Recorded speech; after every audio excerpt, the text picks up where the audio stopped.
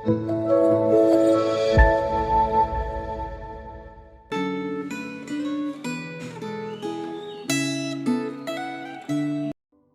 Ibu Saudara yang terkasih di dalam Tuhan, syukur sekali kita pada hari ini bisa kembali merenungkan firman Tuhan.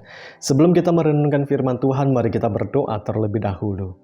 Bapa di surga, terima kasih atas segala kasih karunia dan berkat-Mu buat kami sampai pada hari ini. Sekarang kami bersama-sama ingin membaca dan merenungkan firman-Mu. Kiranya Tuhan menolong kami, membuat kami mengerti firman-Mu, dan memberikan kami kekuatan agar bisa menjadi pelaku firman Tuhan.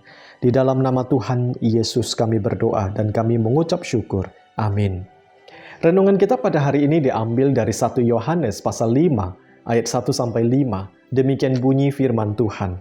Setiap orang yang percaya bahwa Yesus adalah Kristus lahir dari Allah, dan setiap orang yang mengasihi Dia yang melahirkan, mengasihi juga Dia yang lahir daripadanya.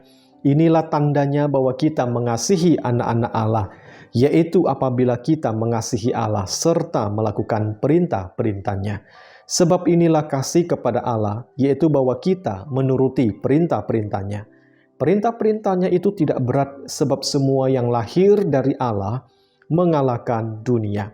Dan inilah kemenangan yang mengalahkan dunia, iman kita. Siapakah yang mengalahkan dunia selain daripada dia yang percaya bahwa Yesus adalah anak Allah?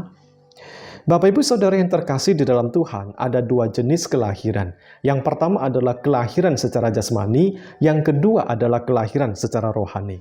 Kelahiran jasmani membawa seseorang masuk ke dalam dunia ini, masuk ke dalam keluarga manusia, dan masuk ke dalam keluarga tertentu.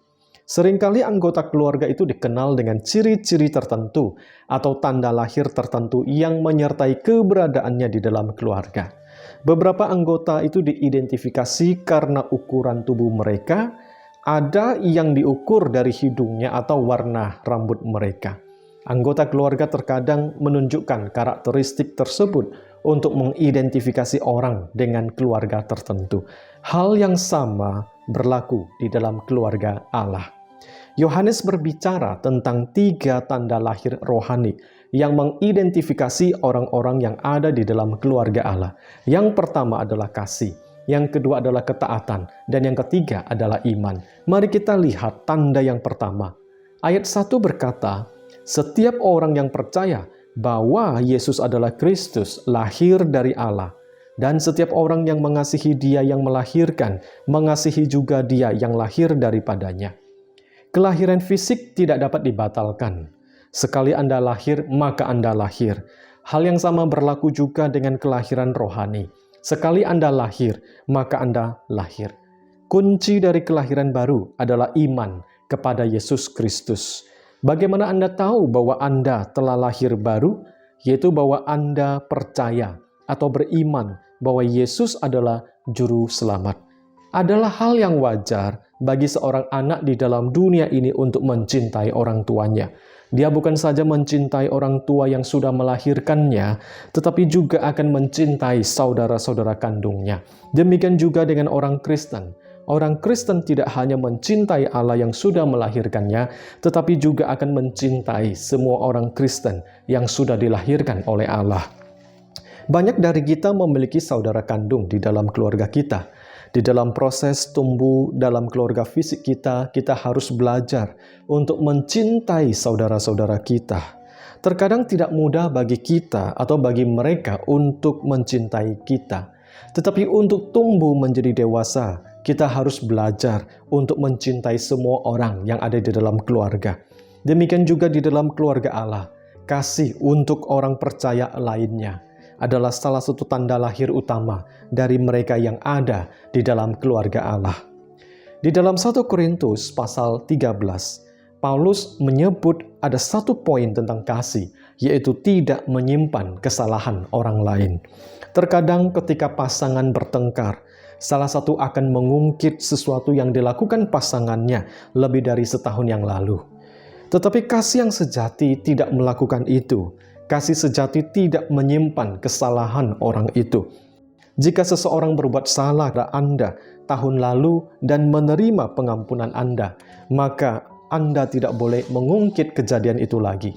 Bayangkan jika Tuhan memperlakukan kita seperti itu, bagaimana jadinya kita? Tanda yang kedua adalah ketaatan. Di dalam ayat 2 berkata demikian, inilah tandanya bahwa kita mengasihi anak-anak Allah, yaitu apabila kita mengasihi Allah serta melakukan perintah-perintahnya. Sebagai orang Kristen, kita seharusnya tidak hanya berbicara tentang perintah-perintah Tuhan, menghafalnya dan memahaminya. Kita juga harus menjalankan perintah Tuhan.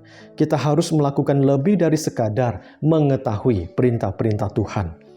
Ketika Yohanes mengatakan bahwa perintah-perintah Allah itu tidak berat, dia menunjukkan bahwa dunia menganggapnya berat. Tetapi orang Kristen yang sejati tidak berpikir seperti itu. Kenapa? Karena Roh Kudus akan memberikan kekuatan kepada anak-anak Tuhan untuk melakukan perintah-perintah Tuhan. Tanda yang ketiga adalah iman. Di dalam ayat 4 kita membaca, sebab semua yang lahir dari Allah mengalahkan dunia, dan inilah kemenangan yang mengalahkan dunia, iman kita. Sampai hari ini masih terjadi perang antara satu bangsa dengan bangsa yang lain. Tetapi perang yang lebih besar mengamuk setiap hari di seluruh bumi adalah perang yang tidak terlihat, tetapi tidak kalah nyata. Ini adalah pertempuran rohani antara kekuatan Tuhan dan kekuatan iblis. Sebagai orang Kristen, kita ini adalah prajurit. Yohanes memberitahu kita bahwa iman kita mengalahkan dunia. Menurut ayat 4 ini, iman dan lahir baru itu tidak bisa dipisahkan. Hanya orang yang lahir dari Allah yang dapat mengalahkan dunia. Setiap hari kita menghadapi 3 musuh besar: dunia, daging kita, dan iblis. Musuh berbisik menggoda di telinga kita.